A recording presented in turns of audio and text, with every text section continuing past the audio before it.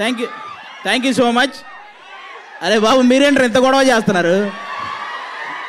పోనీ మిమ్మల్ని ఏమన్నా అందామంటే వీళ్ళు శివం బజే అన్నారు, మనం ఏమనడానికి లేదు. అన్ని రకాల కుర్రాళ్ళు ఉన్నారు ఇక్కడ. మన బాయ్స్ సినిమాలో తమనన్న లాంటి చిలిపి కుర్రాళ్ళు ఉన్నారు ఇక్కడ. అనిల్ రావిపూడి అన్న క్రియేట్ చేసే కామెడీ కంటే ఎక్కువ క్రియేట్ చేసే వాళ్ళు ఉన్నారు ఇక్కడ. తమనన్న యాక్చువల్గా తెలుసు కదా డప్పులు ఎలా వాయిస్తారు వెనక మొత్తం ఆర్ఆర్ కొట్టేటప్పుడు, దానికంటే ఎక్కువ వాయిస్తున్నారు యాంకర్కి మీరు ఇందాటి నుంచి. అలా వాళ్ళు ఉన్నారు.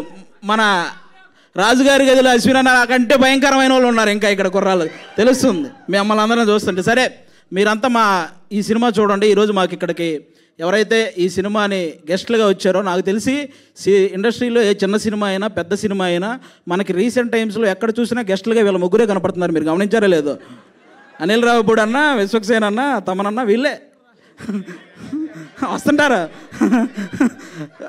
కాబట్టి ఒక పక్క బాక్స్ ఆఫీస్ బద్దలు కొట్టే డైరెక్టరు, ఇంకో పక్క బాక్సులు బద్దలు కొట్టే మ్యూజిక్ డైరెక్టరు, ఇంకో పక్క వాళ్ళిద్దరు కాంబినేషన్లో నేను ఎందుకు చేయకూడదు అనుకునే హీరో మన విశ్వక్సేన్ గారు అందరూ ఉన్నారు. కాబట్టి వాళ్ళ ముగ్గురికి థ్యాంక్ యూ.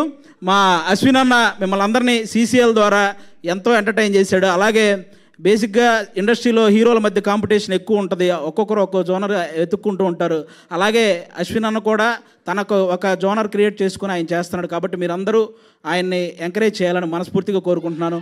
మా శివం బజే సినిమాలో కామెడీ థ్రిల్లే కాదు కామెడీ ఉంటుంది, అలాగే డివోషనల్ మూమెంట్స్ ఉంటాయి, అలాగే మీకు కావాల్సిన ఫైట్స్ అన్ని రకాలు ఉంటాయి అన్నమాట. ఈ సినిమా మీరు కంప్లీట్గా థియేటర్లో చూసి బయటకు వచ్చిన ప్రతి ఒక్కరూ ఒక మంచి సినిమా చూసామన్న ఫీల్తో బయటకు వస్తారు. మీ టికెట్ ఖచ్చితంగా ఈ సినిమా న్యాయం చేస్తుంది. Thank you so much. Thank you ఆది గారు, థ్యాంక్ యూ సో మచ్.